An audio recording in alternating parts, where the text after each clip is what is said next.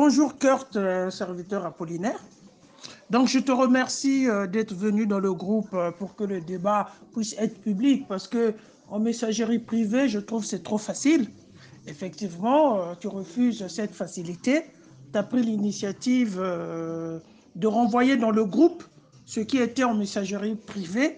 Je ne peux que te complimenter que tu as ma grande admiration.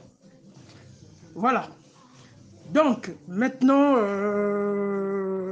tu es en train de dire le premier message un peu clé de ton texte, que Al-Tabari lui-même, il dit dans son préambule que les histoires dont il raconte, il n'est pas sûr de la véracité, il s'est renseigné avec. Bon, il s'est renseigné.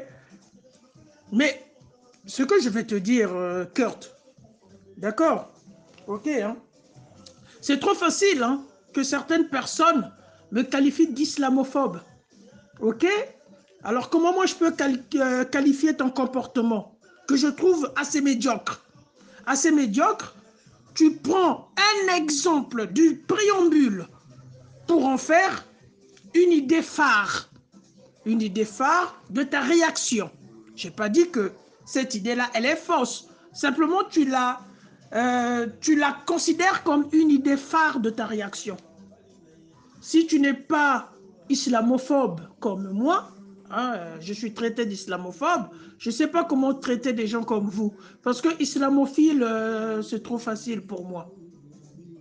Islamophile, pour moi, c'est une expression très facile. Voilà. Une expression qui n'est pas très qualificative. OK? Donc, ne sois pas non plus, ne rentre pas dans des naïvetés, parce que c'est l'islam, tu dois trouver des raisons à deux balles. Pourquoi je te le dis, monsieur Kurt? Parce que tous les écrivains, d'accord? Tous les écrivains ont ramassé ces histoires-là. Tabari n'est pas le seul. Tabari se trouve dans la même période. C'est-à-dire que Mohamed est mort. On essaie de regrouper ce que les gens, selon les sources islamiques, selon ce que les gens connaissaient dans leur mémoire.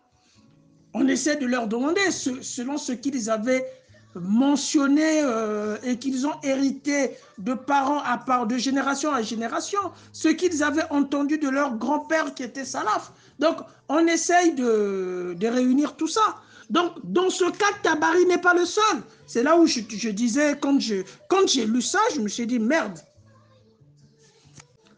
Donc, tu vois, Kurt, que tu n'es pas sérieux dans ton travail. Parce que ce que Tabari a eu l'honnêteté de dire dans son préambule, cette honnêteté, on peut la prendre chez Tabari et l'afficher chez Ibn Kathir, Ibn Ishaq, Ibn Hisham, Muslim, Bukhari, ainsi de suite, ainsi de suite. D'accord? On peut prendre ça, donc c'est pour ça que je te disais, prendre cette idée de Tabari comme une idée phare de ta défense, c'est idiot, c'est pas intelligent. C'est pas intelligent. C'est une façon, dans ce cas, de remettre tout l'islam, en pacotille. Et c'est une démonstration, une religion ne peut pas être en pacotille à ce point. Une religion ne peut pas être en pacotille, ça ne peut pas venir de Dieu. Dieu n'est pas comme ça, il va créer une religion où du pacotille vient se mélanger au vrai, dont on ne sait pas, dont les auteurs eux-mêmes s'écartent. Mais où est l'héritage finalement de la parole divine? Où est l'héritage? Soit disons que le Coran, les hadiths, sont des paroles inspirées par Allah. Oui, donc c'est des paroles divines, puisque c'est inspiré par la divinité. Où est l'héritage? Tout est pacotille. Donc, en prenant cet exemple-là, tu fais tomber l'islam. OK? Donc là, cet exemple-là de Tabari, on met de côté. Ce qui est intéressant pour moi, sur cette histoire du poète Kab, Kurt, c'est ce que tu devrais souligner. Tabari n'est pas le seul à le parler. Tabari n'est pas le seul. Plein d'auteurs, dont le Sahih Bukhari, le Sahih Muslim, la Sirat, la biographie de Mohamed. Ils en parlent de cette tuerie du poète Kab. Dès lors qu'il y en a plusieurs qui en parlent, il faut aller vers la fiabilité, en fait. Les seules preuves qu'on a, c'est plusieurs qui en parlent, dont Tabari lui-même. C'est-à-dire que Tabari, il a pris des éléments dans ses recherches, comme a fait Bukhari, comme a fait Muslim. Alors, toi qui es musulman, je vais t'apprendre ta religion. Ok? Merci de m'écouter. Ouvre les oreilles. Débouche d'abord avec les tympans et c'est parti. Écoute ceci, Kurt. Tabari, c'est quelqu'un qui, à mes yeux, et qui, aux yeux de beaucoup de gens, comme Zakir Nek, Ahmed Didat, ok, qui sont des érudits que tu connais, pense que Al-Tabari, il est fiable. Pourquoi il est fiable? Al-Tabari, tout ce qu'il écrivait, il faisait ses enquêtes que sur les salafs. Et tes musulmans, tu sais ce que veut dire les salafs? Moi, quand je l'avais appris, je ne suis pas musulman, je ne crois pas à l'islam. Quand je l'avais appris, je me suis dit, bon, Al-Tabari, c'est une bonne chose pour attaquer l'islam, parce que lui, il s'en sert des salafs. Et c'est pour cela Ahmed Didat aime Tabari. C'est pour cela Zakir Nek aime Tabari. Est-ce que tu comprends, Kurt?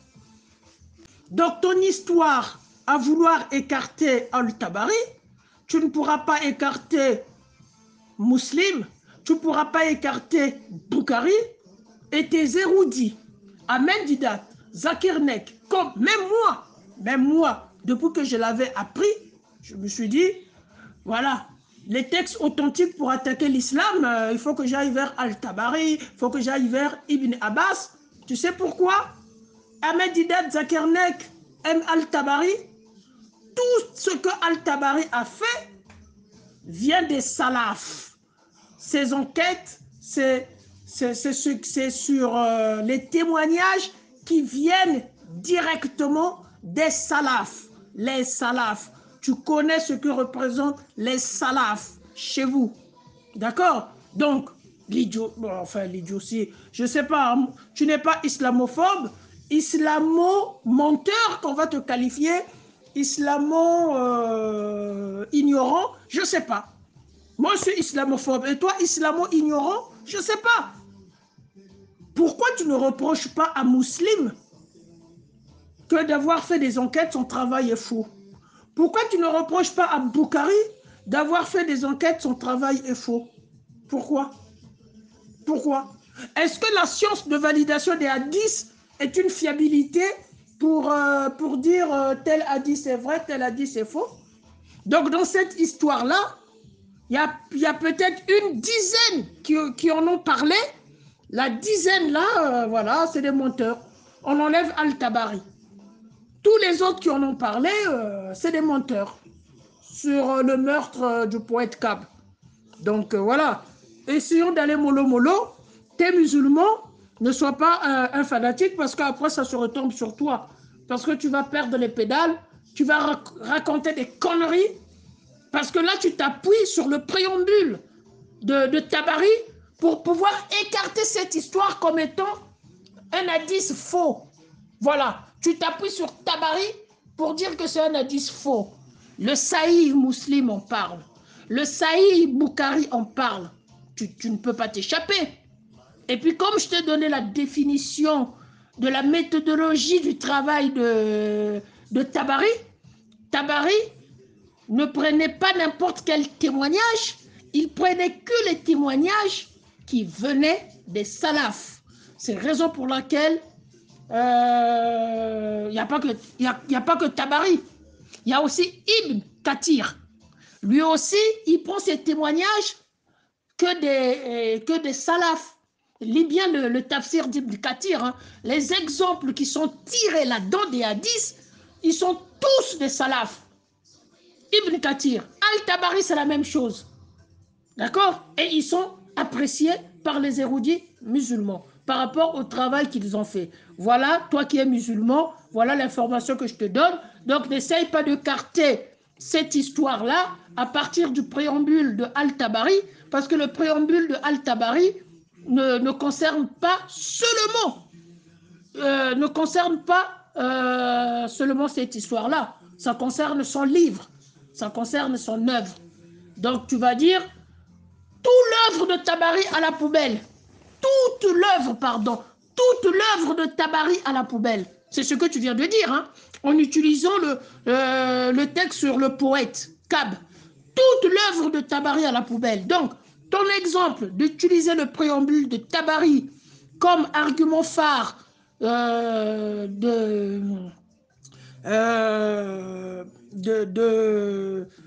ton objection n'a aucun sens. Voilà, c'est ce que je voulais te dire. Voilà, merci. Je vais encore relire ton texte. Il se peut que j'ai oublié des choses que je devrais dire, que j'ai pas dit. Je vais encore relire. Parce que là, pour l'instant, je me suis attaqué sur Tabari, parce que tu utilises Tabari pour dégrader le texte, mais donc dégrade toute l'œuvre de Tabari, puisque Tabari le dit pour l'ensemble de son œuvre, sachant que, je me répète, Tabari utilise que les salafs. Alors, Kurt, bon, pour la suite de ton texte, tu dis que Boukhari et Muslim, ils décrivent un récit où Mohamed est allé dans les montagnes, il a appelé les mécréants, et les mécréants ont reconnu qu'il était un homme juste. Et pour toi, tu le prends tu prends ce témoignage-là pour preuve que Mohamed ne pouvait pas mentir pour tuer le poète Kab.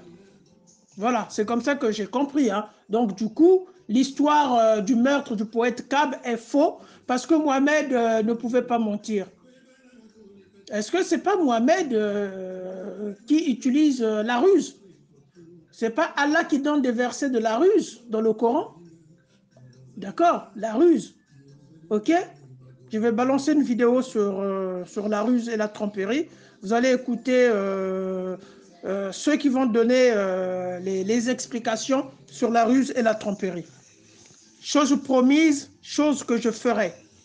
Si la vidéo elle est trop lourde parce qu'elle dure plus d'1 minute, je mettrai sur mon canal YouTube et je balancerai le lien. Parole donnée, parole qui va être exécutée. Donc, est-ce que ça c'est crédible, cette histoire-là? Quand on sait que Zaïd, son beau-fils, d'accord, a eu un comportement anormal, il a divorcé sa femme pour que sa femme puisse épouser Mohamed parce que Mohamed avait reçu un verset venant d'Allah. Que ce que tu te retenais par la honte des Arabes, Allah en gros, hein, Allah te donne cette occasion-là de ne pas avoir honte de te marier avec Zainab. C'est-à-dire que la femme de son fils adoptif. Ok? Ça veut dire quoi, Kurt? Mais les gens, ils avaient peur de Mohamed. Mohamed est un prophète qui peut présenter des versets. Il avait une armée, c'était quelqu'un de fort. Mais les Mécois, ils pouvaient que se résoudre sur les montagnes. D'accord? Ils pouvaient que se résoudre, les mécréants. Ils disent, oui, tu es un homme juste.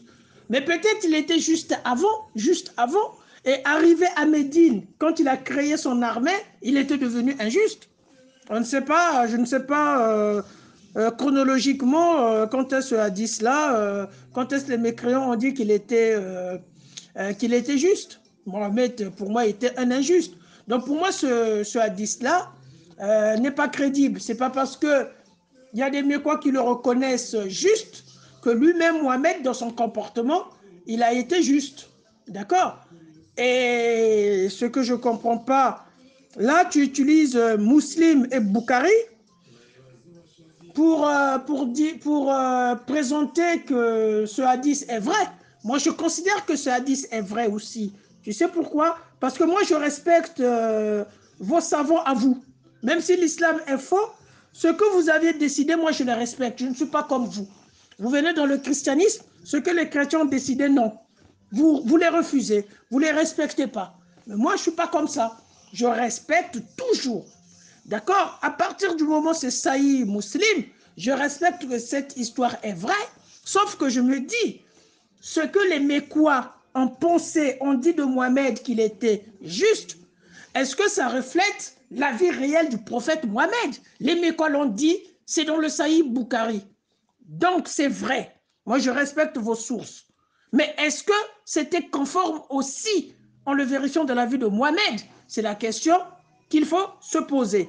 Alors, donc ici, tu utilises le Sahih Bukhari, le Sahih Muslim pour valider ce hadith-là, mais le même Sahih Bukhari, le même Sahih Muslim parle du poète Kab qui a été tué en utilisant du mensonge. Ok? Ça parle de ça. Donc cette histoire du poète Kab, elle est vraie, qu'il a été tué en utilisant le mensonge. Le mensonge. Ok? Le texte que j'ai publié, est du Sahih Muslim. Sahih Muslim. Je n'ai pas publié n'importe quel hadith. J'ai publié le Sahih Muslim. D'accord? Donc, ne fais pas de balance à deux poids. D'accord? Ici, le Sahih Bukhari, le Sahih Muslim, quand ils disent que les païens ont reconnu que Mohamed était juste, pour toi, donc, c'est vrai, tu t'en sers comme preuve. Mais les mêmes auteurs, Sahih Bukhari, Sahih Muslim, quand ils utilisent le poète Kab a été assassiné par le mensonge, diffamation, la ruse, j'utilise le Sahih Muslim pour décrire l'histoire. Toi, tu vas utiliser Al-Tabari pour essayer de dégrader l'histoire. Regarde ton travail n'est pas sérieux. Voilà. Donc, remets-toi en cause, réfléchis, écoute bien ces audios. Merci.